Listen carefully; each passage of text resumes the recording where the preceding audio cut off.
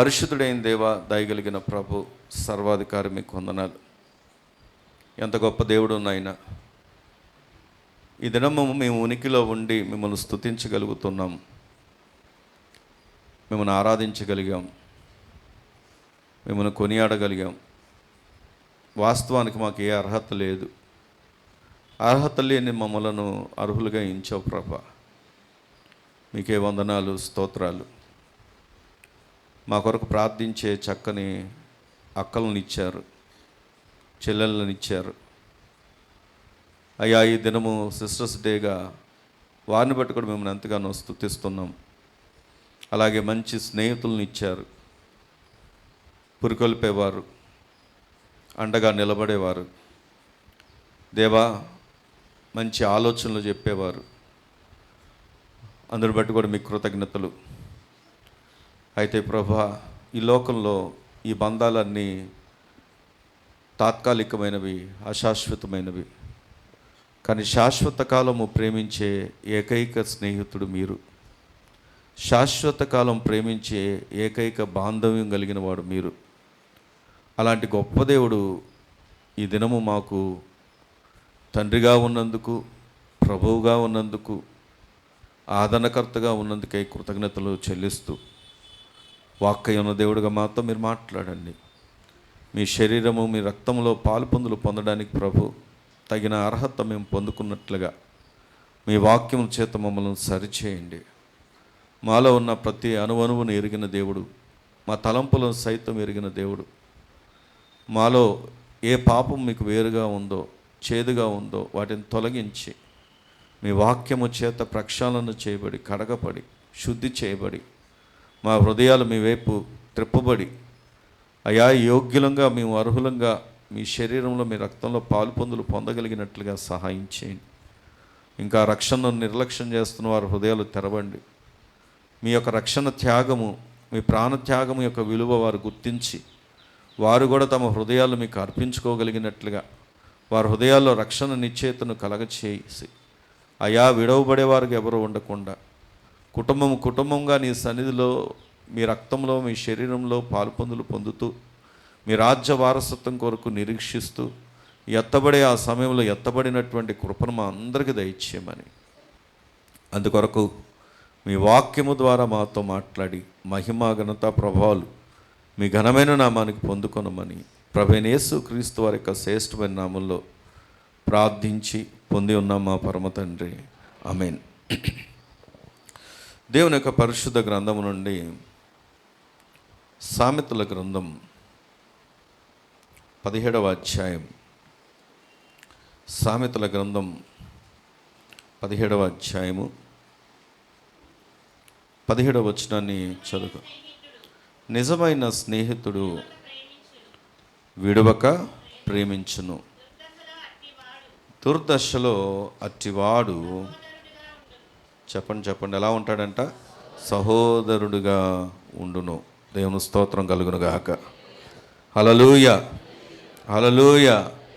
ఈరోజు ఈ వాక్యం దగ్గరకు వచ్చి ఆలోచన చేస్తే, ఒక స్నేహితుడిని మనము వెతికేటప్పుడు ఎలాంటి స్నేహితులను వెతుకుతాము అంటే, మన విధానాలకు సరిపడ వారిని, అంటే మన ఆలోచనలకు సరిపడ వారిని, ఆల్మోస్ట్ సిమిలర్ ఆలోచనలు కలిగిన వారిని మనం వెతుక్కుంటాం. అదే విమర్శించే వారిని మనం స్నేహితులుగా చేసుకోవడానికి ఎప్పుడు కూడా ఏం చేయమంటే ఇష్టపడం. అందుకే చూడండి, విమర్శించే వారిని, గద్దించేవారి చుట్టూ వారికి ఉండే స్నేహితులు చాలా కొద్దిమంది ఉంటారు.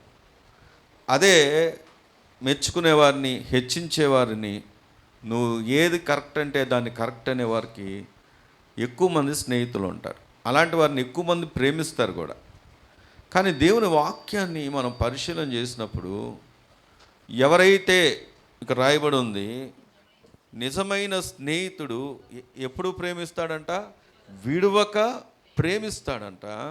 అట్టివాడు దుర్దశలో అట్టివాడు సహోదరుడుగా ఉంటాడంట. దేవుని స్తోత్రం కలుగునుగాక. దుర్దశ అంటే కష్ట సమయాల్లో, కష్టతరమైనటువంటి పరిస్థితుల్లో అట్టివాడు సహోదరుడు పాత్రను కూడా పోషిస్తాడు. అంటే ఒక అన్నగా, ఒక సహోదరుడిగా అండగా నిలబడడానికి కూడా ఇష్టపడతాడు. ఈరోజు ఈ మాటను మనం అర్థం చేసుకోవడానికి నేను ఒక లేఖన భాగాన్ని చూపిస్తాను. కాకపోతే ఇంకొక మాట కూడా చదువుదాము. అదే సామెతల గ్రంథంలో 18వ అధ్యాయము 24వ వచనాన్ని కనుక మనం చదువు. బహుమంది చెలికాండ్రు కలవారు, చెప్పండి ఏమవుతాడంట, నష్టపడును. సహోదరుని కంటే ఎక్కువగా హత్యుండు స్నేహితుడు కలడు. దేవుని స్తోత్రం కలుగును గాక. ఈరోజు కాలేజీలు చదువుతున్నటువంటి వారే కానీ, లేకపోతే యవనస్తులు ప్రాముఖ్యంగా ఎక్కువ మంది స్నేహితులు ఉంటే స్టేటస్గా ఫీల్ అవుతారు. దాని యొక్క స్టేటస్ సింబల్గా ఎంచుకుంటారు. చూడండి, మొన్న ఇప్పుడు నేను చెప్పినటువంటి ఒక వ్యక్తి, చనిపోయిన వ్యక్తి, నాకు వేరే సహోదరుడు చెప్తూ ఉన్నాడు. ఏమని అంటే, ఆయన ర్యాలీగా ఫ్యూనరల్ తీసుకెళ్తుంటే, బరియల్ గ్రౌండ్ తీసుకెళ్తుంటే ర్యాలీగా 100 మంది పైనే బైకులు సౌండ్స్ చేసుకుంటూ తీసుకెళ్లారంట. సరే, ఎలా తీసుకెళ్లారన్నది పక్కన పెడితే, ఎక్కడ దాకా ఉంటుంది వారి బంధం అంటే అయిపోయింది. వెళ్ళారు, అక్కడ పాతి పెట్టారు, అక్కడతో వచ్చేసారు, అయిపోయింది. ఇక స్నేహం బ్యానర్ వరకే పరిమితం అవుద్ది. అవసరం గుర్తుంటే మరొక సంవత్సరం వేస్తారు, లేకపోతే మరొక సంవత్సరం వేస్తారు, కొంతకాలం వేస్తారేమో ఇంకా ఎక్కువ స్నేహం ఉంటే. కానీ నేను చెప్పాలనుకున్న మాట ఏంటంటే, చివరి వరకు నీతో అంతవరకు నిలిచి ఉండేవారు ఎవరు ఉండరు. కానీ బైబిల్ గ్రంథాన్ని వారు పరిశీలన చేస్తే బహుమంది ఉండొచ్చునేమో చెలికాండ్రు, కానీ అటువాడు ఏం పొందుకుంటాడంట, నష్టపోతాడంట. వాడి కెరియర్ పాడైపోద్ది, వాడి చదువు పాడైపోద్ది, వాడి జీవితం పాడైపోతుంది. కారణం ఏంటంటే, ఈ రోజుల్లో స్నేహం, లోక స్నేహం ఏం చేస్తుంది, మంచి నడవడికని చెడుపుతోంది, లోకాన్ని నేర్పిస్తుంది, లోకంలో ఉన్నటువంటి అందాలని, ఆకర్షణీయమైనటువంటి వాటిని చూపిస్తుంది. అవి ఎక్కడ తీసుకెళ్తున్నాయంటే నష్టానికి తీసుకెళ్ళిపోతున్నాయి.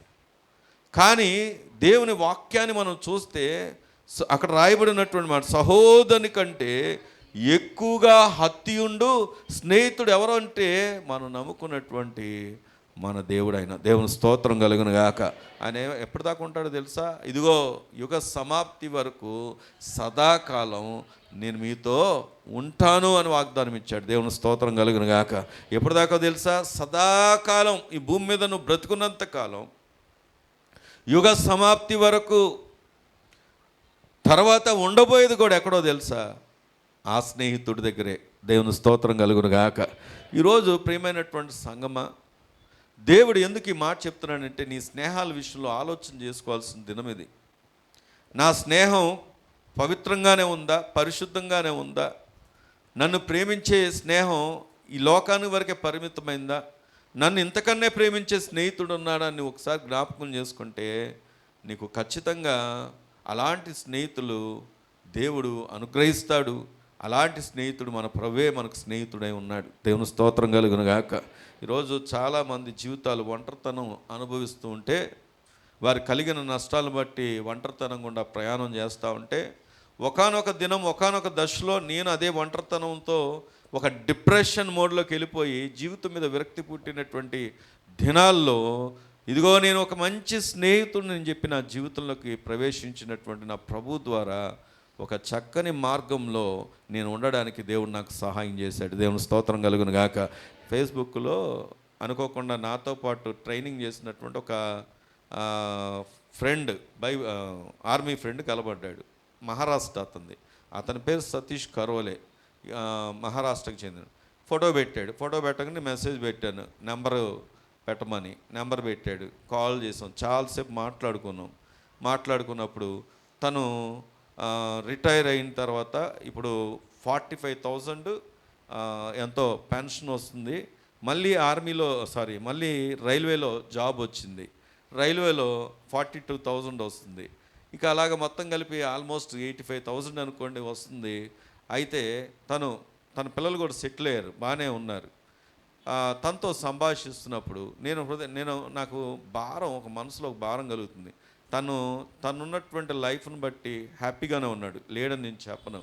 కానీ ఎందుకు దేవుడు అవకాశం ఇచ్చాడో, ఇతనికి ఇప్పటి నుండి సువార్త చెప్పాలి అని ఒక థాట్ నా మనసులోకి వచ్చింది. కారణం ఏంటంటే తనకు సంపద ఉంది, తనకు ఉద్యోగం ఉంది, తనకు చక్కని వాళ్ళ బిడ్డల్లో వాళ్ళ కుమార్తెలో ఒక కుమార్తె డాక్టర్, ఒక కుమార్తెకి వివాహం చేశారు. అలాగా తను మంచి సెటిల్డ్ పొజిషన్లోనే ఉన్నారు. కానీ ఈ సెటిల్మెంట్ అంతా ఎక్కడ దాకా అంటే ఈ భూమి వరకే. నాకు తెలియకుండా ఈ మధ్యకాలంలో వీళ్ళందరినీ, ఆర్మీలో ఉన్న వారందరినీ కాంటాక్ట్ అయ్యి ఎలాగైనా వీరికి సువార్త చెప్పాలి అని ఒక భారం నా హృదయంలో తొలుస్తూ ఉంది అనేక దినాలుగా. ఎందుకంటే దేవుడు ఒక అవకాశం ఇస్తున్నాడు, చెప్పేస్తా పోలా, తర్వాత వారు ఎలా తీసుకుంటారో కాదు, సువార్త చెప్పాలి, వారికి తెలియచేయాలి. అసలు నేను ఎందుకు ప్రభు దగ్గరకు వచ్చానో, ఎందుకు ఉద్యోగం విడిచిపెట్టానో వారికి చెప్పాలని ఒక భారం నా హృదయంలో ఉంది. మీరు నా కోసం ఈ విషయంలో ప్రార్థన చేయండి. ఎంతమంది అయితే నాతో ట్రైనింగ్ అయ్యారో, ఎంతమంది అయితే ఆర్మీలో నేను కలిసి జర్నీ చేశానో వారందరికీ నేను సువార్త చెప్పాలి. ఎందుకంటే నాకు అవకాశం ఈ ఫోన్ ద్వారా ఉంది కాబట్టి ఈ విషయం కొరకు మీరు ప్రార్థనలో జ్ఞాపకం చేసుకోండి. దేవుని స్తోత్రం కలుగును గాక. సరే, ఇక్కడ ఇది మాట దగ్గరకు వచ్చి ఆలోచన చేస్తే ఇలాంటి అనుభవాలు కలిగినటువంటి కొంతమంది వ్యక్తులను మన బైబిల్ గ్రంథంలో చూద్దాం. ఏ అనుభవాలు అంటే, ఇదిగో సహోదరుని కంటే ఎక్కువగా హత్తి ఉండు స్నేహితుడు, అలాగే దుర్దశలో విడిచిపెట్టినటువంటి స్నేహితుడు. బైబిల్ గ్రంథంలో మనం గమనిస్తే కొంతమంది వ్యక్తుల జీవితాల్లో మనం చూడగలం. వారెవరో చూద్దాం రండి. దేవుని యొక్క పరిశుద్ధ గ్రంథము నుండి సమూయేలు మొదటి గ్రంథం, సమూయేలు మొదటి గ్రంథం 18వ అధ్యాయం 3వ వచనం చదువుకుందాం.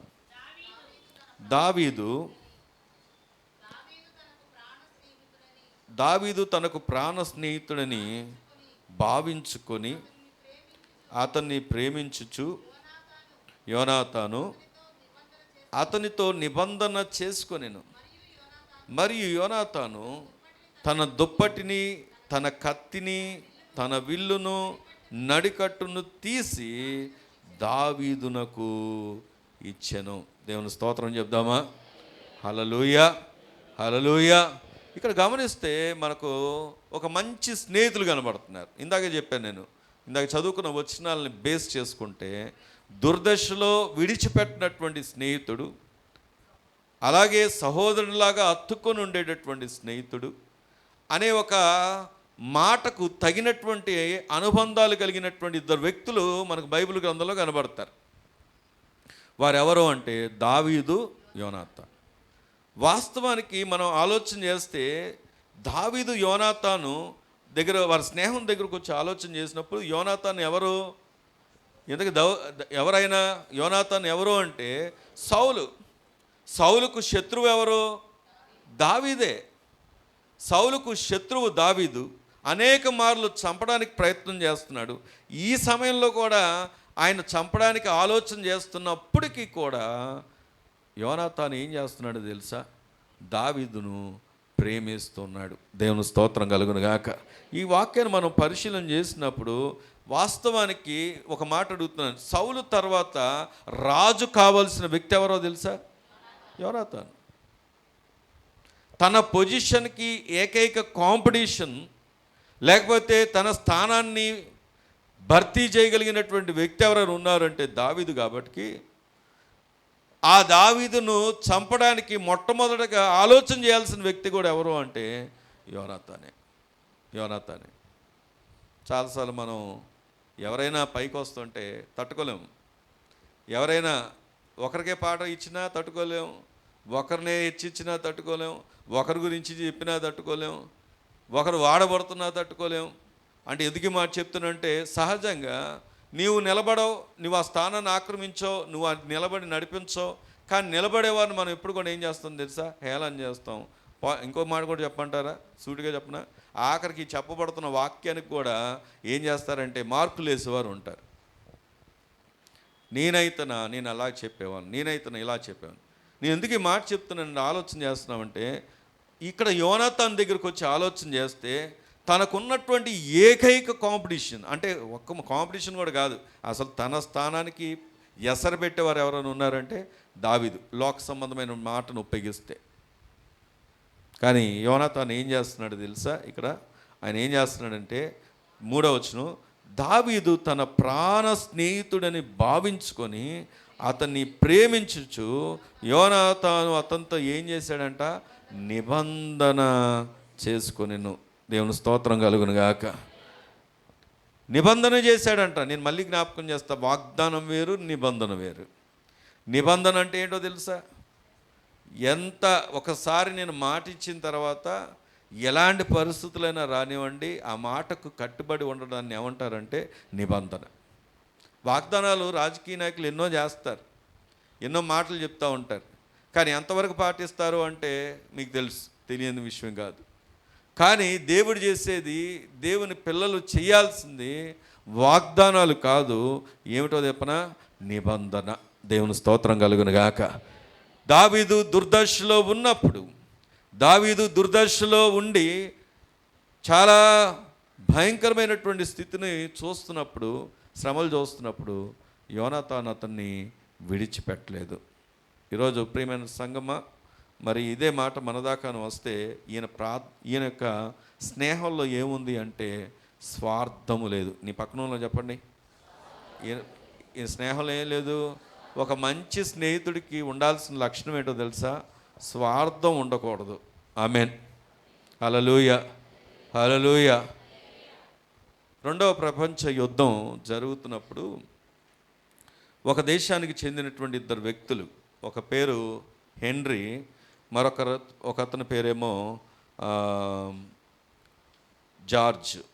వీరిద్దరు కూడా అనుకోకుండా ఆ యుద్ధంలో ఒక స్థలంలో ఇరుక్కుపోవడం అంటే చుట్టూ శత్రువులు ఆక్రమించేస్తున్నారు. మరి అలాంటి టైంలో ఇద్దరు ఉండగా అక్కడ నుండి వీరు ఫైరింగ్ చేస్తున్నారు, యుద్ధం చేస్తూనే ఉన్నారు. అందులో ఒక అతను ఒక ప్లేస్కి వెళ్ళినప్పుడు, అతని పేరు హెన్రీ. ఏం జరిగింది అంటే అతను ప్రమాదకరమైన పరిస్థితిలో చిక్కుకున్నాడు, అరుస్తూ ఉన్నాడు.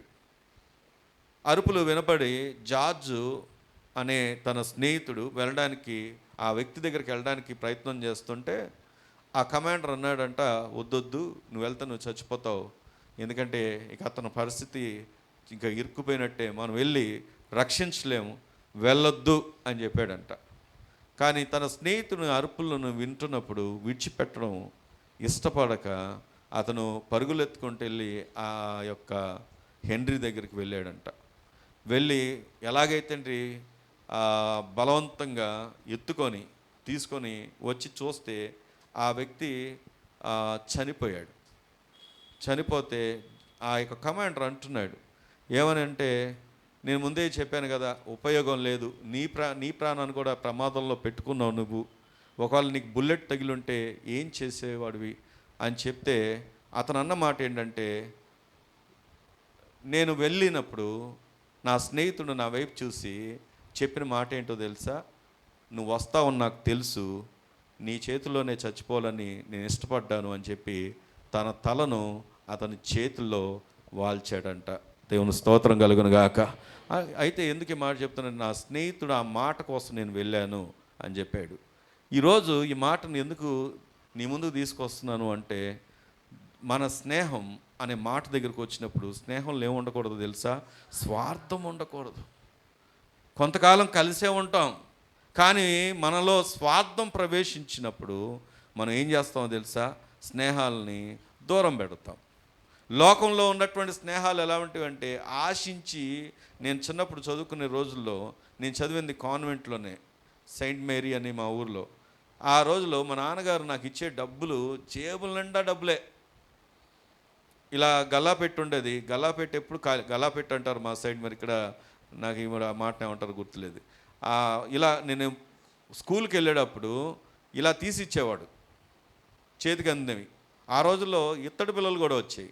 మరి మీకు అసలు ఇత్తడి పిల్లలు చూసిన అనుభవాలు మీకు ఉన్నాయి లేదా, కానీ మాకు వచ్చాయి అక్కడికి. అయితే ఇలా ఇచ్చేవాడు. అవి నేను పాకెట్లో పెట్టుకొని వెళ్ళినప్పుడు నా చుట్టూ స్నేహితులు ఉండేవారు.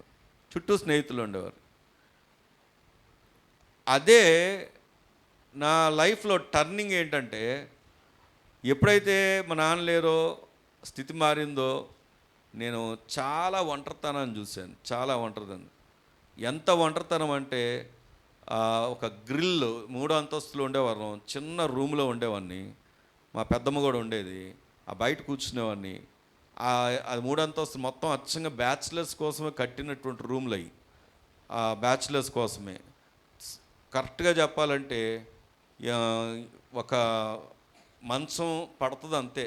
అలాంటి రూమ్లో ఉన్నాను నేను. అలాంటి దాంట్లో బయట కూర్చొని, వరండాలో కూర్చొని, వరండా అంటే సందులో కూర్చొని రోడ్డు వైపు చూస్తూ ఎవరైనా పలకరిస్తే బాగుండు అని, ఎవరైనా నా స్నేహితుడు కనబడితే బాగుండని చాలా బాధతో చూసేవాడిని రోడ్డు వైపు. ఇప్పుడు ఎందుకు ఈ మాట చెప్తున్నానంటే, జస్ట్ చేంజ్ ఏంటంటే నా లైఫ్లో మనీ, పేరెంట్స్ లేరు, మనీ పోయింది, ఫ్రెండ్స్ లేరు. ఈరోజు ఈ మాట మీకెందుకు జ్ఞాపకం చేస్తున్నానంటే, అలాంటి పరిస్థితుల్లో ఉన్న వ్యక్తికి కూడా కొన్ని వందల మందిని ఒక కుటుంబంగా ఇచ్చిన ఏకైక వ్యక్తి ఎవరంటే, నేను నమ్ముకున్నటువంటి దేవుని స్తోత్రం కలుగును గాక. ఆ దేవుడు ఈరోజు ఇలాంటి అనుబంధాన్ని నాకు ఇచ్చాడు. నా ఒంటరితనాన్ని తీసివేసి భౌతికంగా నాకు ఒక కుటుంబాన్ని, చక్కని కుటుంబాన్ని ఇచ్చాడు. ఆత్మీయంగా అంతకంటే పెద్ద కుటుంబాన్ని మిమ్మల్ని ఇచ్చాడు. ఈరోజు ఈ మాట ఎందుకు జ్ఞాపకం చేస్తున్నానంటే, ఒకవేళ లోకం స్వార్థంగా ఉండొచ్చు, లోక స్నేహాలు స్వార్థంగా ఉండొచ్చు, కానీ నిన్ను ప్రేమించే దేవుడు స్వార్థం లేనటువంటి దేవుని స్తోత్రం కలుగును గాక. స్వార్థం లేనటువంటి స్నేహితుడు కనుకే ఆయన ఏం చేశాడంటే, తన ప్రాణాన్ని సిలువకు అప్పగించుకున్నాడు. ఈరోజు ఆయన శరీరం, ఆయన రక్తం దగ్గరకు వస్తున్నప్పుడు నీకు జ్ఞాపకం రావాల్సిన విషయం ఏంటంటే, నా కొరకు ప్రాణం పెట్టిన నా ప్రియమైన స్నేహితుడు, నా ప్రభు, ఆయన్ని కలుసుకోవడానికి, ఆయనలో ఇమడడానికి, ఆయన్ని ఒక దినము చూడడానికి దేవుడు నాకు ఇచ్చినటువంటి మహాభాగ్యం ఆయన శరీరము, ఆయన రక్తం. ఆయన జ్ఞాపకం చేసుకునే గొప్ప భాగ్యం అది. దేవుని స్తోత్రం కలుగును గాక. తర్వాత మనం చూస్తే ముందుకెళ్దాం. చూడండి, సమూయేలు గ్రంథంలోనే 20వ అధ్యాయం 30వ వచనం దగ్గరకు వచ్చి చూస్తే, సౌలు యోనాతాను మీద బహుగా కోప్పడి,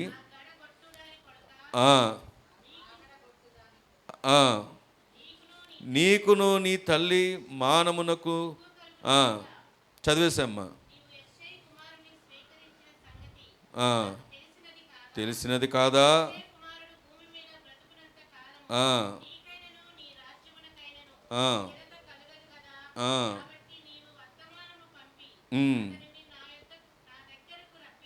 రప్పించుము చెప్పాను.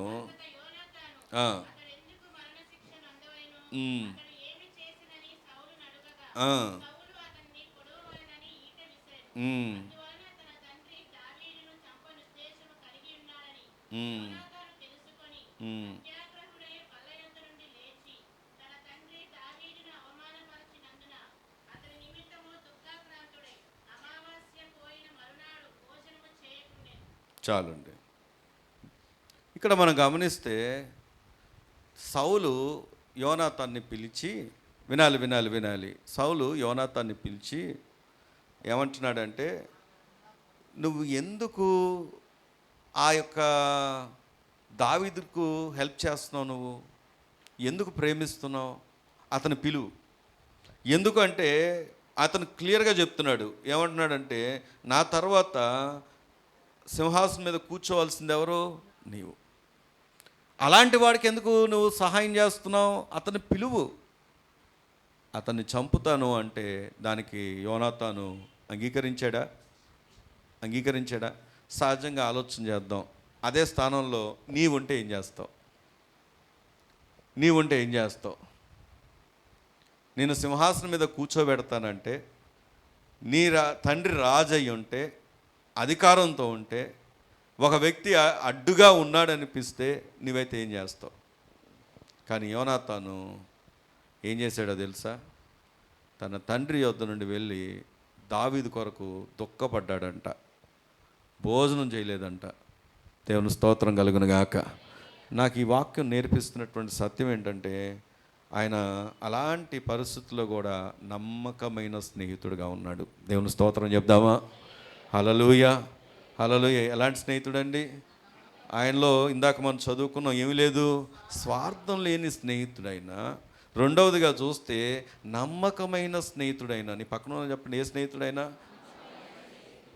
యోనాతాను నమ్మకమైన స్నేహితుడే, కానీ దావీదుతో ఎంతకాలం ఉన్నాడు? చివరి వరకు ఉన్నాడా? చివరి వరకు ఉన్నాడా? తన నమ్మకత్వాన్ని కోల్పోలేదు, కానీ మనిషి బ్రతికి లేడు.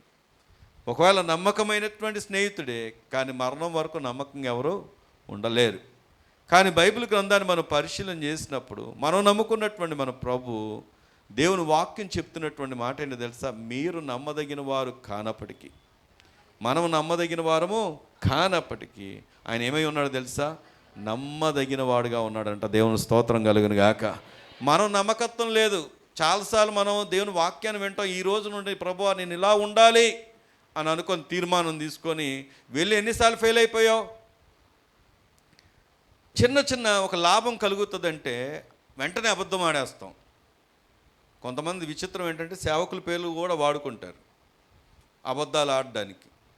సేవకులను కూడా మధ్యలో పెట్టి సేవకుల్ని మధ్యవర్తిగా ఉండాలని చెప్తారు. ఇప్పుడు ఎందుకు మాట చెప్తున్నానంటే, నువ్వు చేసిన ఒక పొరపాటు, నువ్వు మాట్లాడిన ఒక అబద్ధానికి దానికి కొనసాగింపుగా మళ్ళీ సేవకులు తీసుకొచ్చి వారిని కూడా మధ్యవర్తులుగా పెట్టి అబద్ధికులు చేయాలని చూస్తారు. ఎందుకు ఈ మాట చెప్తున్నానంటే, మనం ఏ విషయంలో నమ్మదగిన వారు మనం ఆలోచన చేసినప్పుడు మనం అన్నిట్లో ఉంటాం, అన్నిట్లో పొందుతాం, వాక్యాలు చెప్తాం, ప్రార్థనలు చేస్తాం, ఆరాధనలు చేస్తాం. ఏమండి, ఎన్నో కనబడుతూ ఉంటాం, హోదా చూపిస్తూ ఉంటాం, అధికారం చూపిస్తూ ఉంటాం. కానీ మనలో నమ్మకత్వం ఉందంటే ఏ కోశాన కనబడదు. కానీ మనం నమ్ముకున్న దేవుడు ఎలాంటి వాడో తెలుసా? మనం నమ్మదగిన వారం కానప్పటికీ ఆయన నమ్మదగిన స్నేహితుడిగా ఉన్నాడు. దేవుని స్తోత్రం కలుగును గాక. ఆయన నమ్మకత్వం ఏంటో తెలుసా? భూమి మీదకి వచ్చినప్పుడు, ఆయన మానవుడిగా ఈ భూమి మీదకి వచ్చిన తర్వాత తను అందరూ హింసిస్తున్నా, గాయపరిచినా, ఇబ్బంది పెట్టినా, నిందించినా, అవమానపరిచినా ఆయన దేవుడై ఉండి కూడా వాటన్నిటిని భరించి ఏ ఉద్దేశంతో ఇక్కడికి వచ్చాడో, ఏ ప్రణాళికతో ఈ భూమి మీదకి వచ్చాడో ఆ ప్రణాళికలో ఆ ఉద్దేశాన్ని నెరవేర్చి సకల మానవాళి కొరకు ప్రాణం పెట్టి సిలువకు తనను తాను అప్పగించుకుంటూ సమాప్తమైందని తన పనిని ముగించి తిరిగి పునరుద్ధరణై తిరిగి లేచిన నమ్మకమైనటువంటి స్నేహితుడైన దేవుని స్తోత్రం కలుగును గాక. ఆయనకు అసలు అవసరమే లేదు, ప్రాణం పెట్టాల్సిన అవసరం లేదు. అందులోనూ మళ్ళాంటి వారి కోసం ప్రాణం పెట్టాల్సిన అవసరం ఎంత మాత్రం లేదు. మనం ఎప్పుడైతే హోస్తున్నా జయమని పలికినటువంటి మనుషులే, పలికినటువంటి ప్రజలే వెంటనే ఏమన్నారు అంటే ఆయన సిలువ వేయండి అన్నారు. అంత నమ్మకత్వం మనలో ఉంది. ఇదే సంగతి మనకు తెలిసి కూడా దేవుడు నా కోసమే మానవుడికి భూమి మీదకి వచ్చి ప్రాణం పెట్టాడని తెలిసినప్పటికి కూడా మనం ఇప్పటికీ కూడా నమ్మకత్వాన్ని కాపాడుకోలేకపోతున్నాం. ఇప్పటికీ ఆయన గాయపరుస్తున్నాం. మీకు నిజం చెప్పనా, వారు రోమా సైన్యము యేసు ప్రభు వారిని ఒకసారి సిలువేశారు. కానీ మనం ఆయన నమ్ముకున్నామని చెప్పుకుంటూ మనం ఏం చేస్తున్నామంటే అనుదినము ఆయన సిలువేస్తున్నాం. మన క్రియలను బట్టి, మన ప్రవర్తన బట్టి, మన మాటలను బట్టి, మన ఆలోచన విధానాలను బట్టి, మన నడవడికను బట్టి. కానీ ఇప్పటికీ నిన్ను విడిచిపెట్టకుండా నిన్ను ప్రేమిస్తున్న ఏకైక స్నేహితుడు మనం నమ్ముకున్నటువంటి మన ప్రభు. దేవుని స్తోత్రం కలుగును గాక. కాబట్టి ఆయనలో ఏముంది అంటే నమ్మకత్వం. ఒక నమ్మకమైన స్నేహితుడు జార్జ్ విట్ఫీల్డ్ అనే ఒక దైవ సేవకుడు, అలాగే జాన్ వెస్లీ అనే గొప్ప దైవ సేవకుడు, వీరిద్దరు కూడా ఏ శతాబ్దానికి చెందినవారంటే 18వ శతాబ్దానికి చెందినటువంటి వారు. వీరంట ఇద్దరు మంచి స్నేహితులుగా ఉన్నారంట. వినాలి, మంచి స్నేహితులుగా ఉన్నారు. పరిచర్లు, ఘనమైనటువంటి సేవ పరిచర్య జరుగుతుంది. అయితే జరిగింది ఏమిటి అంటే, ఎవరో వారిద్దరి మధ్యలో లేనిపోని మాటలు కలిగించి గ్యాప్ను తీసుకొని వచ్చారు.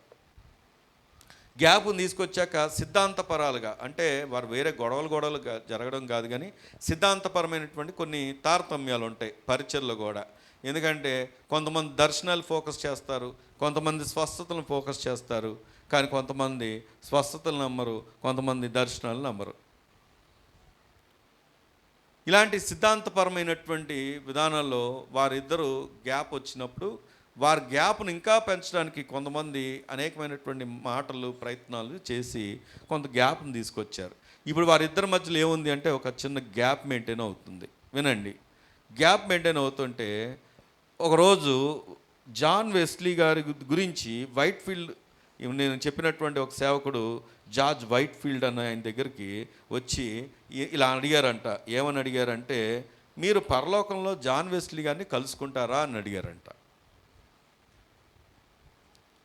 పరలోకంలో జాన్ వెస్లీ గారిని కలుసుకుంటారా అంటే, ఇప్పుడు వీళ్ళిద్దరి మధ్య ఏముంది? దూరం ఉంది. కాబట్టి ఈయన ఏమనాలి? అసలు జాన్ వెస్లీ గారు పరలోకము వెళ్ళరు అని చెప్పాలి. నచ్చలేదు కాబట్టి, కోపం ఉంది కాబట్టి, దూరం ఉంది కాబట్టి, గ్యాప్ ఉంది కాబట్టి. కానీ ఆయన ఏం చెప్పాడంట తెలుసా? ఈ జార్జ్ విట్ఫీల్డ్ అన్న ఆయన, అసలు పరలోకంలో దేవుని పక్కన ఉండేది ఎవరు అంటే జాన్ వెస్లీ. ఇంకా నాకే భయం ఉంది, నేను అక్కడ దాకా వస్తానో రానో, అంత దగ్గరికి నేను రాగలనో లేదో, ముందు నా స్నేహితుడి దగ్గరికి రాగలనో లేదో అని అన్నాడంట. దేవుని స్తోత్రం చెప్దామా? హల్లెలూయా. మనం ఏం చేస్తాం చెప్పండి? ఇద్దరి మధ్య భేదాలు ఉంటే దానికి ఇంకా తీసుకొచ్చి, అప్పుడు ఒకసారి డాక్టర్ విజయ్ గారు చెప్పారు. ఏమని చెప్పారంటే, కొంతమంది అంట ఏం తీసుకొని తిరుగుతారంట? పెట్రోల్ తీసుకొని తిరుగుతారంట. వీళ్ళ పని ఎప్పుడంతే. అసలు ఒక వ్యక్తిని ఎలా అంచనా వేయొచ్చో తెలుసా? ఈ వ్యక్తి యొక్క స్వభావం ఏంటని ఎలా అంచనా వేయొచ్చో తెలుసా? తన గురించి కాకుండా ఇతరుల గురించి ఎవరైతే పదే పదే చెబుతారో ఆ వ్యక్తిలో ఖచ్చితంగా లోపం ఉంది. ఇది ఎప్పటికైనా గుర్తుపెట్టుకోండి. ఎందుకంటే నువ్వు అనుకోవచ్చు, నాకు చాలా ఇన్ఫర్మేషన్ ఇచ్చేస్తున్నాడు, చాలా సమాచారం తీసుకొచ్చి ఇచ్చేస్తున్నాడు. కానీ నీకు ఒక మాట చెప్పనా? ఆ ఇన్ఫర్మేషన్ ఆయన ఎలా తీసుకొస్తున్నాడో నీ ఇన్ఫర్మేషన్ తీసుకెళ్ళి ఎక్కడ చెప్తాడు? అక్కడే చెప్తాడు. కొన్నిసార్లు ఆశ్చర్యం అనిపిస్తుంది, ఎక్కడెక్కడికో వెళ్ళిపోతూ ఉంటాయి సంఘానికి సంబంధించిన మాటలు. వెంటనే నీకు తెలుసా అంటారు. ఏమండి, వెంటనే నీకు ఈ విషయం తెలుసా? వెంటనే చెప్పేయాలి, లేకపోతే ఏమైందంటే కడుపు పగిలిపోద్ది అంతే. నీ ఇంట్లో విషయాలు బయటికి చెప్పుకుంటావా? చెప్పండి. నీ కుటుంబ విషయాలు బయటికి చెప్పుకుంటావా? నీ పిల్లల విషయాలు బయటికి చెప్పుకుంటావా? మరి సంఘ విషయాలు ఎందుకు చెప్పుకుంటాం? సంఘంలో ఉన్నటువంటి ఫలానా కుటుంబం గురించి ఎందుకు చెప్పుకుంటాం? కారణం ఏంటంటే మనలో ఏం లేదు తెలుసా? నమ్మకత్వం లేదు. ఈరోజు మనం పరిశీలన చేసుకోవడానికి ఆయన శరీరం దగ్గరికి, ఆయన రక్తం దగ్గరికి వస్తున్నప్పుడు మనం నమ్ముకున్నటువంటి స్నేహితుడు ఎలాంటి వాడు, ఆయన ఎలాంటి నమ్మదగినటువంటి స్నేహితుడు, అక్కడ మనం చదువుకున్నటువంటి వ్యక్తుల జీవితాలు చూసినప్పుడు దావీదు తన స్థానాన్ని ఆక్రమించే వ్యక్తి అయినప్పటికీ కూడా యోనాతాను ఎలా ఉన్నాడు తెలుసా? దుర్దశలో కూడా నమ్మకమైన స్నేహితుడిగా ఉన్నాడు. దేవుని స్తోత్రం కలుగును గాక. ప్రియమైనటువంటి సంగమం, అందుకే దేవుని వాక్యం చెప్తున్నటువంటి మాట ఏంటంటే, రండి దేవుని వాక్యాన్ని చూస్తే సామెతల గ్రంథం 27వ అధ్యాయం, మూలవాక్యాన్ని అలా ఉంచండి. సామెతల గ్రంథం 27వ అధ్యాయం 6వ వచనాన్ని కనుక మనం చదువుకుంటే, మేలు కోరి చెప్పండి ఏ స్నేహితుడు? కాదండి. గాయం చేస్తే స్నేహితుడు ఎందుకు అవుతాడు? లోపాలు చెప్తే స్నేహితుడు ఎందుకు అవుతాడు? నీ లోపాలు నీకు సూటిగా చెప్తే ఆ వ్యక్తి నిన్ను నమ్మొచ్చు. కానీ నీ లోపాలు ఇతరులతో పంచుకున్నాడు అనుకో, ఆ వ్యక్తిని నువ్వు నమ్మినా ఉపయోగం లేదు. ఉన్నారా ఇక్కడే? నేను మళ్ళీ చెప్పనా? నీ లోపాలని నీకు సూటిగా చెప్పగలిగిన వ్యక్తిని నువ్వు స్నేహితుడిగా పెట్టుకోవాలి. నేను విమర్శించాలి, నేను గద్దించాలి, నేను హెచ్చరించాలి, అదే ఇది మన కథ కాదురా అని చెప్పగలిగిన వ్యక్తి స్నేహితుడై ఉండాలి. అదే కానీ అరే నువ్వు ఆహార దాచిపెట్టేవాడు, కప్పిపెట్టేవాడు. అందుకే కొన్నిసార్లు ఈ పోలీసులు ఏం చేస్తారంటే, ఏదైనా జరిగిన తర్వాత స్నేహితులు పిలుస్తారు. ఎందుకు పిలుస్తారో తెలుసా? వాడి నేరాల గురించి, వాడి లోపాల గురించి, వాడికి ఉన్నటువంటి ఆలోచన విధానం గురించి తెలుసుకోవడానికి స్నేహితులు ఎందుకు పిలుస్తారంటే స్నేహితులతో పంచుకుంటారని. కానీ బైబిల్ చెప్తున్నటువంటి నిర్వచనం ఏంటో తెలుసా? నీ స్నేహితుడు ఎప్పుడు కూడా ఎలా ఉండాలి అంటే, అక్కడ రాయబడినటువంటి మాట, మేలు కోరేవాడుగా ఉండాలి. మేలు కోరేవాడు ఎలా ఉంటాడు అంటే, ఖచ్చితంగా గాయాలను డాక్టర్ దగ్గరికి వెళ్తామండి, దెబ్బ తగిలింది. డాక్టర్ మంచోళ్ళు అయితే ఏం చేయాలి చెప్పాలి. మనకు ఒక మన చర్చ్లోనే దానియేల్ గారు ఒకసారి ఎప్పుడో ఆయన చెయ్యి చిట్లింది, బొట్టమేళ్ళు. ఓ డాక్టర్ గారి దగ్గరికి వెళ్ళారు. ఆయన ఏం చేశాడంటే దాన్ని ఏమి చేయకుండా పైన కట్టుకట్టేసాడు. దాన్ని డ్రెస్సింగ్ చేయలేదు, దాని లోపల రజం తీయలేదు. మరి గుర్తుందో లేదో కానీ చాలా కాలం క్రితం జరిగింది. అప్పుడు అదేమైందంటే సెట్ అవ్వలేదు, ఇన్ఫెక్షన్ వచ్చేసింది. మళ్ళీ వెంటనే ఇంకో డాక్టర్ దగ్గరికి వెళ్ళాల్సి వచ్చి అప్పుడు దాన్ని వాళ్ళు ఏం చేశారంటే లోపల రజను రాళ్ళు ముక్కలు ఏమున్నాయో మొత్తం అంతా బలవంతంగా క్లీన్ చేసి అప్పుడు మళ్ళీ దాన్ని ఏం చేశారంటే స్టిచ్చెస్ వేశారు. ఇప్పుడు ఆ గాయం చేసినటువంటి డాక్టర్ మంచోడు అంటారా, పైన కట్టు కట్టిన డాక్టర్ మంచోడు అంటారా? చెప్పాలి. కానీ మనం ఏం కోరుకుంటాం, మన గాయము కలగకూడదు, వాక్యం సూటిగా తగలకూడదు. తగిలితే పాస్టర్ గారు ఈరోజు ఉద్దేశించి ఈ మాటలు చెప్తున్నారు అంటారు. అలాగే ఒకవేళ ఎవరైనా గద్దించేవారిని స్నేహితుడిగా పెట్టుకోరు. నీ లోపాలని, నీ మాటల్ని, నీ యొక్క విధానాన్ని సరిచేయాలని చూసేవాడిని ప్రేమించడానికి మనం ఇష్టపడం. కానీ బైబిల్ చెప్తున్నటువంటి సత్యం ఏంటో తెలుసా?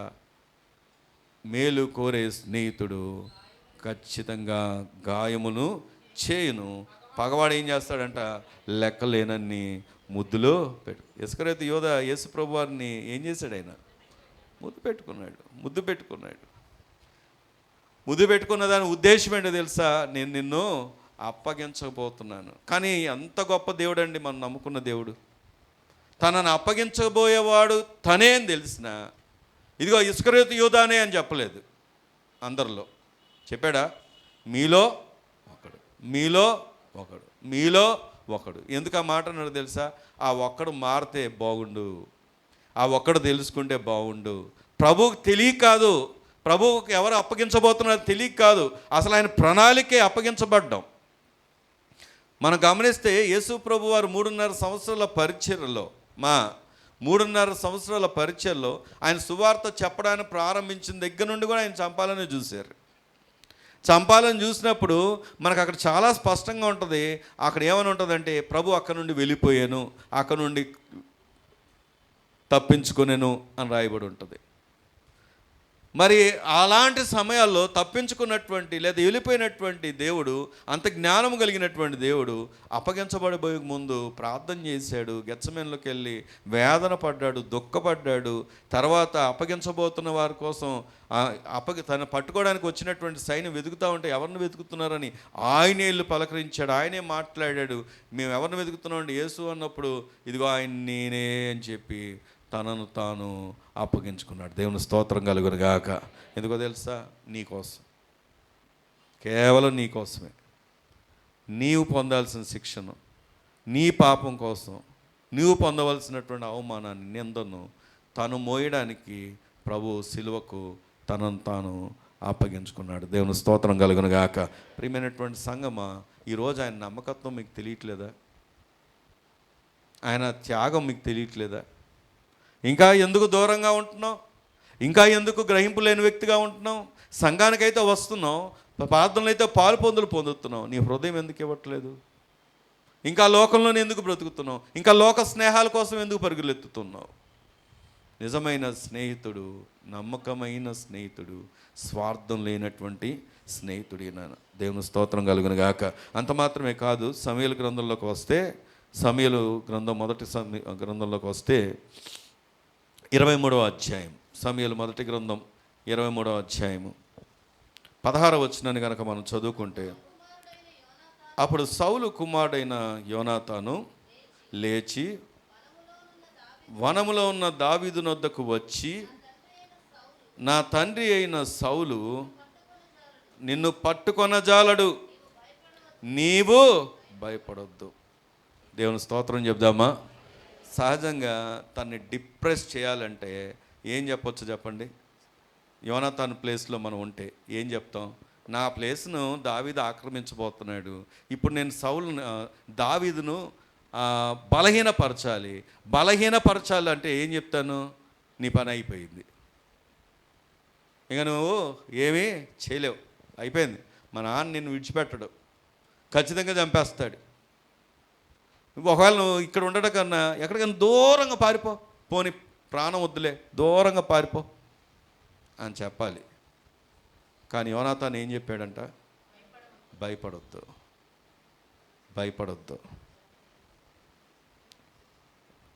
నా తండ్రి నిన్నేమీ చేయలేడు. దేవుని స్తోత్రం కలుగును గాక. ఈ వాక్యం నాకు నేర్పిస్తున్న సత్యం ఏంటో తెలుసా? ఈయన బలపరిచే స్నేహితుడు. మీ పక్కన ఉన్న చెప్పండి ఈ మాట. ఏ స్నేహితుడు ఈయన? బలపరిచే స్నేహితుడు. ఈరోజు నీ స్థితి ఎలాగైనా ఉండని, కానీ నిన్ను బలపరచువాడు నీ ప్రభువు ఉన్నాడు. దేవుని స్తోత్రం కలుగును గాక. ఒకవేళ మనం అనుకునే స్నేహితులు మన దుర్దశలో నిలబడకపోవచ్చు. నేను నాకు ఉన్న ప్రాణ స్నేహితులుగా పిలువబడిన చాలామంది ఇప్పుడు కూడా తలుచుకుంటా ఉంటా, అరే ఎంత తొందరగా ఎందుకు చచ్చిపోయారు, మిరియాలు కూడా వెళ్ళాలి అంటే అసలు వాళ్ళు ఉంటే ఎంత బాగా, కనీసం ఒకసారన్నా ఎప్పుడో ఒకసారన్నా వెళ్ళి పలకరిస్తాను కదా అని అనుకుంటా ఉంటాను. నేను నా హృదయంలో వాళ్ళని తలుచుకున్నప్పుడల్లా బాధపడుతూ ఉంటాను. ఎందుకంటే ఒక్కొక్కరు అలాగా నాకున్న స్నేహితులు ఆల్మోస్ట్ అంటే బాగా క్లోజ్గా ఉండే స్నేహితులు కనుమరుగైపోయారు. ఉన్నారు కొంతమంది, వాళ్ళతో అంత ఏమంటారంటే అంత అనుబంధాలు లేవు, స్నేహితులు అంతే. ఇంత తొందరగా ఎందుకు చనిపోయారా అని ఇప్పటికి బాధపడుతూ ఉంటాను. మొన్నటి కాలంలో నన్ను పెంచడం అంటే ఎత్తుకొని, మా నాన్నగారు ఉన్నప్పుడు టీ క్యాంటీన్ దగ్గర వచ్చేవారు ఒక ఆయన. ఇక్కడ కూడా కొంతమంది చూశారు. లింగయ్య అని ఒక బ్లైండ్ ఆయన వచ్చేవాడు, కళ్ళు లేని ఆయన. మిర్యాలగూడ నుండి, అంటే నన్ను చిన్నప్పుడు నన్ను ఎత్తుకునేప్పుడు ఆయనకు ఒక కన్ను ఉండేది. తర్వాత కొంతకాలానికి నేను వచ్చేసిన తర్వాత ఎప్పుడో ఆయనకు 2 కళ్ళు పోయాయి. 2 కళ్ళు పోయినా నన్ను చూడాలంటే నన్ను కలుసుకోవాలి అని మిర్యాలగూడ నుండి ఇక్కడికి వచ్చాడు ఆయన. అడ్రస్ కనుక్కుంటూ ఒకరోజు మరి ఎలా వచ్చాడు, ఎలా రాగలిగాడు నాకు తెలియదు.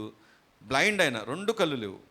ట్రైన్లో, రైల్వే స్టేషన్లో ట్రైన్ దిగి పడమట వచ్చి, పడమట్లో ఎవరో అడిగితే ఇక్కడ ఇలా ఫలానా చర్చ్ అంటే అవునా అని చెప్పేసి యనమల కుదురులో తీసుకెళ్తే, యనమల కుదురుకి వెళ్ళిన తర్వాత అక్కడ నుండి మరి నాకు ఎవరో ఫోన్ చేసి ఎవరో చర్చ్ పలానా అంటున్నారండి అంటే మళ్ళీ అలా తీసుకొస్తే అలాగ నా దగ్గర 2-3 సార్లు వచ్చాడు ఆయన. మొన్నటి కాలంలో అంటే ఇక నేను ఒకసారి చెప్పాను, ఆయన వచ్చిన ప్రతిసారి చర్చ్లో ఏదో ఒక ప్రార్థనలు ఉండడం, ఆయన ఉండడానికి కూడా ఇబ్బందికరంగా ఉంది, పట్టించుకోవడానికి ఇబ్బందికరంగా ఉంది. ఎందుకంటే 2 కళ్ళు లేవు. ఇక మీరు అక్కడే ఉండండి, ఏదన్నా కావాలంటే నేను సహాయం చేస్తూ ఉంటానని చెప్పా. నేను ఎవరికైతే పంపిస్తానో సహాయం, ఆ వ్యక్తి నాకు ఫోన్ చేసి మొన్నటి కాలంలో చెప్పిన మాట ఏంటంటే ఆ వ్యక్తి కూడా చనిపోయాడు. జస్ట్ ఒక 2 వీక్స్ అవుతుందేమో. వెళ్దామనుకున్నా, కానీ చెప్పడమే లేట్గా చెప్పాడు. అసలు ఎవ్వరు లేరు ఆయనకి. హాస్టల్ పక్కన ఒక డబ్బా కొట్లో ఉంటాడు, ఆ డబ్బా కొట్లోనే పడుకుంటాడు. అతనికి సువార్త చెప్పాం, ఇక్కడ ఉన్నప్పుడు రక్షణ సువార్త చెప్పాం, ప్రభువు నమ్మని అని చెప్పాం, రక్షణ బాప్తిజం పొందండి అని చెప్పాం. అలాగే అన్నాడు, వెళ్ళిపోయాడు. సరే, ఏదేమైనప్పటికీ ఆ వ్యక్తి కూడా కనుమరుగైపోతే చాలా వేదన అనిపించింది. ఈరోజు ఎందుకు ఈ విషయం చెప్తున్నానంటే, భౌతికంగా అంగవైకల్యం కలిగిన ఆ వ్యక్తి కూడా సువార్త వినగలిగినట్లుగా దేవుడు ఏం చేశాడంటే ఒకానొక సమయంలో ప్రభు మా మధ్యకు తీసుకొని వచ్చాడు. ప్రభు ఆ సమయంలో కూడా వెతుకుతున్నాడు అని చెప్పడానికి ఒక నిదర్శనం అది. దేవుని స్తోత్రం కలుగును గాక. అలాంటి పరిస్థితిలో ఉన్నవారు ఎంతోమంది లోకంలో ఉండగా దేవుడు నీకు నాకు ఇచ్చిన కృప ఏంటో తెలుసా? మనం ప్రభువుని తెలుసుకునే కృపనిచ్చాడు, ప్రభు ప్రేమను ఎరిగే కృపనిచ్చాడు, ప్రభు ఎరిగినటువంటి ప్రజల మధ్య ఉండే అనుబంధాలను ఇచ్చాడు, అలాంటి సంఘాన్ని ఇచ్చాడు. ఇందాక మల్లమ్మ గారు చెప్పినట్టుగా ప్రాణాపాయ స్థితిలోకి వెళ్ళిన క్షేమంగా రాగలుగుతున్నామంటే దేవుని మహాకృప ఎంత తోడే ఉందో మీ అందరి ప్రార్థన కూడా. దేవుని స్తోత్రం కలుగునుగాక. కాబట్టి ఈరోజు నేను ఎలా ఉండాలి అని ఆలోచన చేస్తే మనం బలహీనపరిచే వరంగా ఉండకూడదు. ఎలా ఉండాలి? నీకు చేతనైతే నువ్వేం చేయాలి? బలపరచు, కానీ బలహీనపరచవద్దు. అది ప్రభు లక్షణం కాదు, ప్రభు బిడ్డల యొక్క లక్షణం కాదు. ఈరోజు మనలోనే కూర్చొని కుమిలిపోతున్న వారు కొంతమంది ఉన్నారు, బాధపడేవారు ఉన్నారు, ఒంటరితనాన్ని బట్టి, కలిగిన గాయాలను బట్టి, వేదన బట్టి. అలాంటి వారిని బలపరచండి. దేవుడు మనకు అవకాశాన్ని ఇచ్చాడు, ధైర్యపరచండి, సహకరించండి, ప్రోత్సహించండి. ఎందుకంటే దేవుని యొక్క ఉద్దేశమే అది, ఒకరినొకరు పురుపుకొల్పాలని. బైబిల్ గ్రంథంలోనే ఉంది ఆ మాట చూడండి. ప్రసంగి గ్రంథం, త్వరగా ప్రసంగి గ్రంథం 4వ అధ్యాయం, ప్రసంగి గ్రంథం 4వ అధ్యాయం 9వ వచనాన్ని కనుక మనం చూస్తాం. ఇద్దరి కష్టము చేత ఉభయులకు మంచి ఫలము కలుగును గనక ఒంటిగాడే ఉండుట కంటే ఇద్దరు కూడి ఉండుట మేలు. చాలండి, వినండి. ఎందుకు ఈ వచనం చదువుకున్నామంటే, కొంతమంది అస్సలు ఎటువంటి అనుబంధాలు ఉండవు సంఘంతో, ఏ రిలేషన్స్ ఉండవు, వస్తారు వెళ్ళిపోతారు. ఇంకా నువ్వు ఎలా ఉన్నావు అని తెలీదు, నీకు ఇతరులు ఎలాగున్నారో తెలియదు. అలాంటి వారు బైబిల్ చెప్తున్న మాట ఏంటి, ఒంటిగా ఉండటం మేలు కాదు.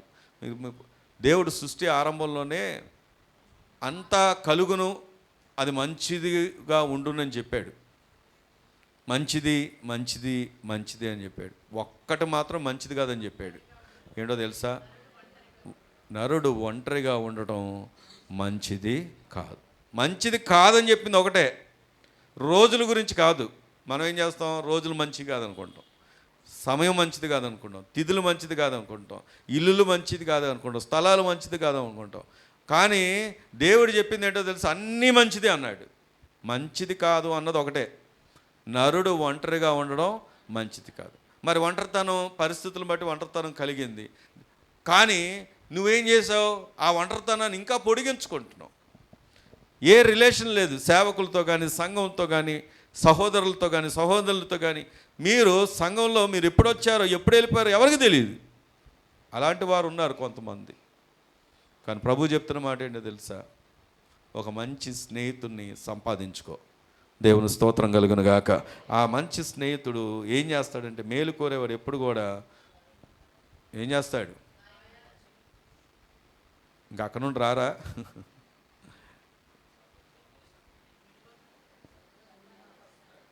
బలపరుస్తాడు.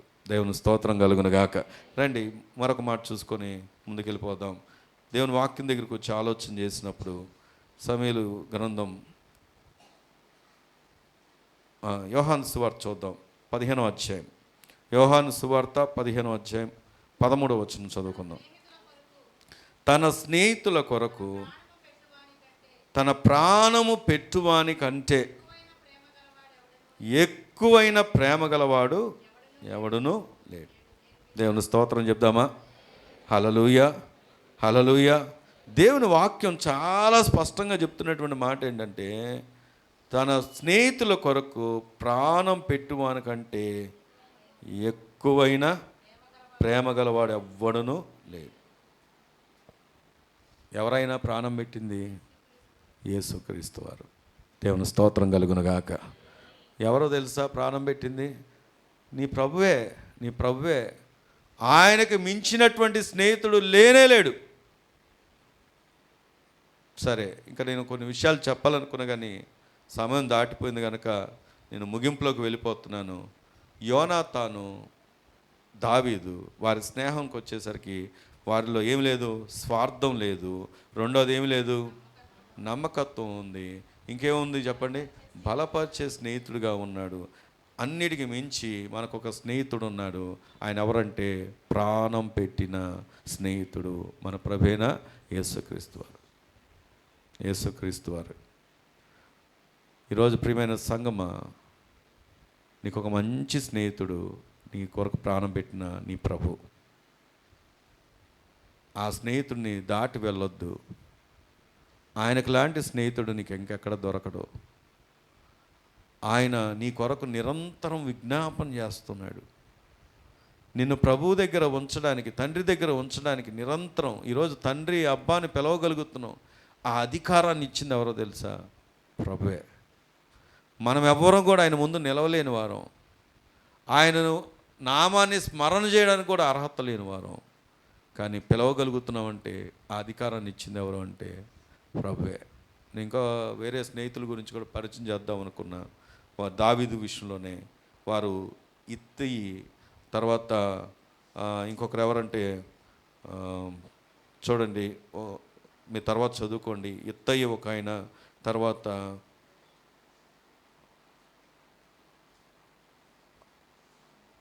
అహితోపేలు, ఇద్దరు వ్యక్తులను జ్ఞాపకం చేద్దాం అనుకున్నా. ఒకరేమో తన కొరకు ప్రాణం పెట్టడానికి ఇష్టపడిన స్నేహితుడు, ఒకరేమో తనను చంపడానికి చూసినటువంటి స్నేహితుడు.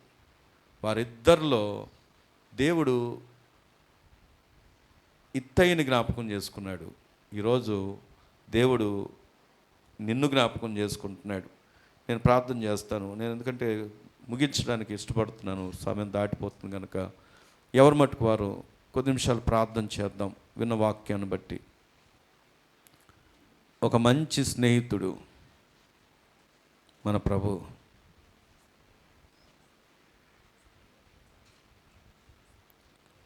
నేను విడిచిపెట్టినటువంటి స్నేహితుడైనా,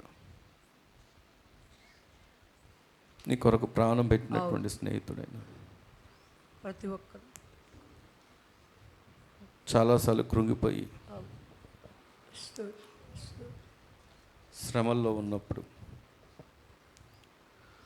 బలహీనతల్లో ఉన్నప్పుడు, ఒంటరితనంలో ఉన్నప్పుడు, ఎన్నోసార్లు సహాయం ఎక్కడ దొరుకుతుందని ఎదురు చూస్తున్నప్పుడు అందరూ విడిచిపెట్టినటువంటి సమయాలు ఉన్నాయి. ఒంటరితనాన్ని చూస్తున్నటువంటి సమయాలు ఉన్నాయి. అందరూ ఉన్నా ఏమీ లేనట్టుగా ఉన్నటువంటి సమయాలు ఉన్నాయి. దావీదు జీవితాన్ని జ్ఞాపకం చేసుకున్నప్పుడు ఎంతో శ్రమ, మరణం వెంటాడుతుంది, శత్రు వెంటాడుతూ ఉన్నాడు. అలాంటి సమయంలో విడిచిపెట్టకుండా, స్వార్థం లేకుండా ప్రేమించి యోనాతాను ముందుకు వచ్చాడు. నమ్మకంగా తన స్నేహాన్ని దావీదు విషయంలో కలిగి ఉన్నాడు. బలపరిచాడు, ధైర్యపరిచాడు. దేవుడు అలాంటి స్నేహితుడిని హెచ్చించాడు. ఏ యోనాతానైతే నిలిచి ఉన్నాడో స్నేహితుడిగా, యోనాతాను మరణించిన తర్వాత దావీదు యోనాతాను యొక్క కుమారుని జ్ఞాపకం చేసుకున్నాడు. అంగవైకల్యం ఉన్నటువంటి మెఫీబోషేతు, ఎవరికి ఎక్కర్రాదనుకున్నటువంటి ఆ వ్యక్తి రాజు యొక్క భోజన బల్ల దగ్గర కూర్చోవడానికి ఆ అర్హత ఎలా వచ్చింది అంటే ఒక మంచి స్నేహితుడిని బట్టే, తాను చూపించినటువంటి నమ్మకత్వాన్ని బట్టే, తన కష్ట సమయంలో తాను చూపించినటువంటి, తాను చేసినటువంటి సహాయాన్ని బట్టే, నిస్వార్థముగా ప్రేమించిన ప్రేమను బట్టే, బలపరిచిన ఒక బలమును బట్టే తన తర్వాత తరానికి ఆశీర్వాదం వచ్చింది. ఈరోజు ఒక మంచి స్నేహితుడు, ఒకవేళ లోకమును మంచి స్నేహితులుగా పెట్టుకున్న వారు ఎవ్వరు కూడా నీకు మరణం వరకు కనిపెట్టుకునేవారు లేరు. ప్రాణం పెట్టినంతగా ప్రేమించిన ఏకైక స్నేహితుడు ప్రభువే.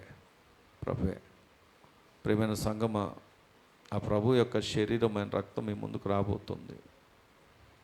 అర్హులం కాదు, యోగ్యులం కాదు, ఏ విషయంలో కూడా యోగ్యత లేదు, ఎక్కడ కూడా తగినటువంటి జీవితం జీవించలేదు. అలాంటి మనలను దేవుడు ప్రేమించి కొట్టబడ్డాడు, దున్నబడ్డాడు, గాయపరచబడ్డాడు, హింసించబడ్డాడు, చివరి బొట్టు రక్తము కారునంతగా ప్రేమించాడు. అలాంటి శిక్షను అనుభవిస్తూ కూడా తండ్రి వీరేం చేయుచున్నారో వీరు ఎరుగరని క్షమించిన దేవుడు, క్షమాపణ కోరిన దేవుడు. ప్రియమైన సంగమా, ఎన్నో క్రియల ద్వారా గాయపరుస్తున్నాం ప్రభుని, బాధ పెడుతున్నాం, దుఃఖ పెడుతున్నాం. లోక స్నేహాలు, వాటిని బట్టి నిజమైన స్నేహితుని విడిచిపెట్టి తిరుగుతున్నాం. కానీ ప్రభు ఇప్పటికి నిన్ను ప్రేమిస్తున్నాడు కనుకే తన ప్రేమను వ్యక్తం చేయడానికి, దుర్దశలో నీకు సహోదరుడుగా హత్తి ఉండేవాడుగా ఉండడానికి, నిన్ను నీ స్థితిని మార్చడానికి, నెమ్మదినివ్వడానికి, సమాధానం ఇవ్వడానికి, ధైర్యాన్ని ఇవ్వడానికి, సంతోషాన్ని ఇవ్వడానికి, ఆదరించడానికి ఒక మంచి స్నేహితుడిగా నీ ముందు నిలబడుతున్నాడు. దేవునితో స్నేహం చేసిన అబ్రహాము దేవుడు ఏది దాచిపెట్టకుండా రాబోతున్న ఉగ్రత నుండి తప్పించడానికి అదే అబ్రహాము యొక్క విజ్ఞాపన వినడానికి ఇష్టపడ్డాడు. ఈ దినము ప్రభు నీతో నాతో మాట్లాడిన ఈ యొక్క స్నేహము యొక్క బంధము రాబోతున్న ఉగ్రత నుండి నీవు నీ కుటుంబం తప్పించబడ్డం మాత్రమే కాదు, నీ ద్వారా అనేకులు తప్పించబడి రక్షించబడడానికి దేవుడు పూనుకుంటున్నాడు. దేవుడు మాట్లాడాడు. ప్రియమైన సంగమా, ఈ స్నేహితుడికి నీ యొక్క స్నేహానికి నువ్వు ఇచ్చే విలువ ఎంతో ఆలోచించే. ఒకవేళ ఈ లోక స్నేహము, ఈ లోకాశలు గతించిపోతాయి, కానీ దేవుని యొక్క స్నేహము నిరంతరం నిలిచి ఉంటుంది. ప్రార్థన చేద్దాం. సర్వశక్తిమంతుడైన తండ్రి, ప్రభా, పునరుద్ధారమందు నీ దాస్తుని నిలవబెట్టిన ఆయన, అయ్యా మా కొరకు ప్రాణం పెట్టిన మంచి స్నేహితుని కొని నాయన బలపత్ని స్నేహితునిగా, నమ్మకమైన వానిగా, నా ధైర్యపరిచేవానిగా, నా తండ్రి నీ కృతజ్ఞతలు. స్వార్థము లేని నీ ప్రేమతో మా కొరకు ప్రాణం పెట్టావు నాయన. ఎంత గొప్ప దేవుడు నాయన. ఈ యొక్క నాయన ఇదిగో దినము నాయన ఒక ప్రత్యేకంగా మాట్లాడు. నీ రక్తము చేర నీ స్నేహబంధాల్లో అయ్యా మమ్మల్ని నాయన, అయ్యా నాయన విమోచించవు తండ్రి. మా పాపములను, మా శాపములను తొలగించి, మా మలినము నుండి మమ్మల్ని విడిపించి, నీ రక్త ప్రోక్షణ ద్వారా నాయన నీ ప్రాణ స్నేహితులుగా, నీ రాజ్యవారసులుగా, నువ్వు ఉండే స్థలంలో నీ స్వాస్థంగా మమ్మల్ని ఎన్నిక చేసుకున్నావు. అట్టి మేమందరం నాయన నిన్ను పోలి నడిచేవారంగా, నిన్ను పోలి నాయన జీవించేవారంగా నీ కృప మా అందరికీ దయచేయండి. మా కుటుంబాల్లో మంచి స్నేహబంధము కలిగి, సంఘములో సావాసములో ప్రతి కుటుంబం నాయన ఒకరు ఎడల ఒకరు బలపరుచుకునేవారుగా, ఒకరి ఎడల ఒకరు ధైర్యపరుచుకునేవారుగా, ఒకరిని ఒకరు నమ్మకం కలిగిన వారంగా నాయన మేము నా తండ్రి ఒకరి ఎడల ఒకరు ఆదరించుకునే వారంగా ఉండే సంఘముగా, సావాసంగా, కుటుంబాలుగా ఎన్నికిచ్చే నాయన. మీ మాదిరి మేము నాయన అదిగో యోనాతాను, దావీదు మాకు చూపిస్తూ ఉన్నారు. వారు శరీరధారులయ్యి మనుషుల మధ్యలో ఉండి, రాజరికాల్లో ఉండి, అధికారాల్లో ఉండి, గొప్పవారమై ఉండి, వారి స్నేహానికి ఇచ్చిన త్యాగాన్ని నాయన, నమ్మకత్వాన్ని నాయన, అయా ప్రోత్సాహాన్ని నాయన, అయ్యా మేము మా ముందుకు నువ్వు తీసుకొచ్చావు. ఈ దినము ఈ సంఘములో మేమందరము కూడా దావీదు యోనాతాను వలె మా స్నేహాలు, మా బంధాలు, మా అనుబంధాలు నీ రాకడికి రాజ్యం వరకు చేరు వరకు నమ్మకంగా ఉన్నట్లుగా మంచి స్నేహితుడైన, ప్రాణం పెట్టిన నాయన, నమ్మకమైన నీ కొరకు నాయన మేము కూడా మాదిరి ప్రభా భూమండలంలో చూపించి, జనముల్లో చూపించి, అనేకుల స్నేహితులుగా మార్చగలిగిన గొప్ప అభిషక్తులుగా సంఘాన్ని నియమించి మీ రాకడికి రాజ్యంగా ఆయుత్తపరచమని ప్రార్థిస్తున్నాం. నీ శరీరంలో, నీ రక్తంలో పాలు పొందబోతున్న ప్రతి ఒక్కరిని క్షమించి, కనికరించి, కృపచూపి, సమాధానమన్న అనుబంధములో అయ్యా నీ కృప మాలో నిలిపిన ఆయన, మీ పునరుద్ధారమును, మీ జీవమును నాయన, మీ రాకడను నాయన ప్రకటించే వారంగా, బలవంతులగునట్లుగా, యోగ్యులైనట్లుగా నీ కృప దయచేయండి. దైవజనులెంకును శక్తితో, ఆత్మతో పరిపూర్ణులుగా నిలబెట్టండి. ఇనుబుద్ధిని పుట్టించని వారి వాక్యం అందిస్తూ ఉండగా, ఎనబుద్ధిని కలిగిన ఆయన వాక్యం వారి జీవితాల్లో నాయన పెనవేయబడిన ఆయన అయ్యా సంపూర్ణులగునట్లుగా నీ కృప అనుగ్రహించి మీ నామమునికి ఘన ప్రభావములు పొందుకోమని కూడి వచ్చిన సంఘమంతటి మీ బావులకి అప్పగించుకుంటూ ఈ వర్తమానం వినుచున్నవారు, విన్నవారు నాయన మంచి స్నేహితులుగా యోనాతాను వలె, దావీదు వలె నాయన సేవకులు ఎదుట, సంఘం ఎదుట, ఒక కుటుంబానికి మరొక కుటుంబం అట్టి ప్రేమ ఆప్యాయతలు కలిగి, అనురాగము కలిగి, బలపరిచే విషయంలో, నమ్మకత్వం విషయంలో నిలిచి ఉండినట్లుగా నీ కృప అనుగ్రహించి మహిమ పొందమని నజరేయుడైన యేసు ప్రభు నామంలో అడిగి వేడుకొని పొందున్నాం పరమ తండ్రి. ఆమేన్.